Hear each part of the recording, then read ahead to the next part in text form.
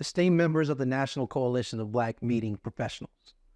My name is Randall Woodfin, and I have the privilege of serving as mayor of my hometown, Birmingham, Alabama.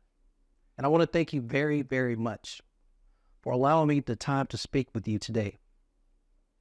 Ahead of your 41st conference later this year, and in celebration of your 41st Founders Day, along with our continued celebration of Black History Month, allow me to share these brief notes on leadership. First, let me begin with this important truth. Although we celebrate our deep, rich Black heritage this month, I must remind you that we are so much bigger than 1 month. Our very presence here today is a living testimony and the reason why Black history is celebrated every day. Why? Because we represent it. And you can't talk about Black history without first talking about Black leaders, those strong, resilient history makers that move our communities forward.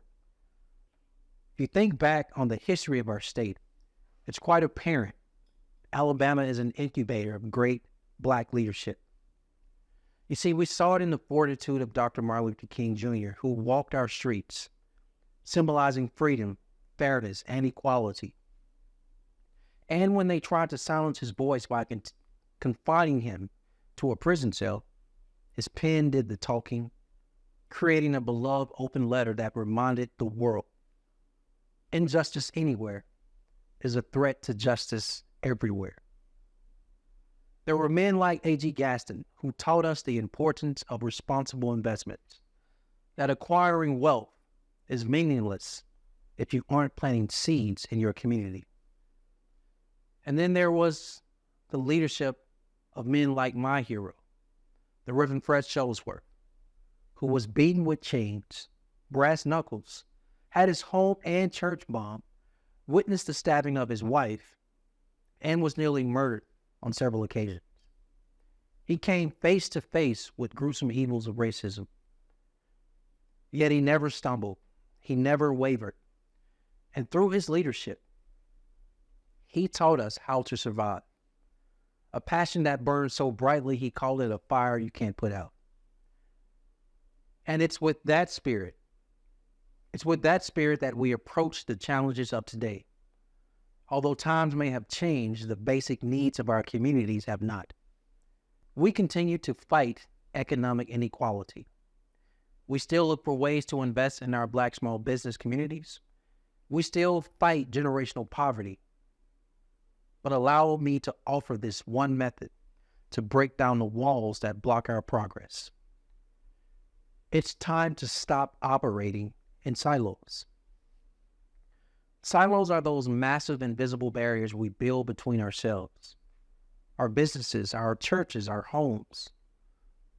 You see, we lock ourselves behind self-erected walls, only speak and interact with those who look like us and think like us, often shutting out others who are not in our direct circle. But that's the thing about barriers. They obscure your vision. We'll never reach our potential if we're too blind to see new solutions. We'll never catch up with our peers if we're too afraid to step out from the walls we built ourselves. So let me remind you, leadership is service. Leadership is empowerment. Leadership is working together to bridge gaps here in our community. But let me also tell you this. You cannot be an innovator, a forward thinker, a change maker behind closed doors. Innovation comes when we recognize the needs of the communities we serve and find new and creative ways to address those problems. So as you prepare to gather for your conference this fall, remember that progress is not achieved in the dark, nor is it achieved individually. It is a collective effort of smashing the status quo, breaking down walls and connecting with the communities we serve. Because when it comes to great leadership, we look to the lessons of past great leaders, knowing that their spirit guides us today. Thank you. Thank you for having me. We look forward to seeing you in Birmingham this fall to experience all our city has to offer. Thank you, and we'll see you soon.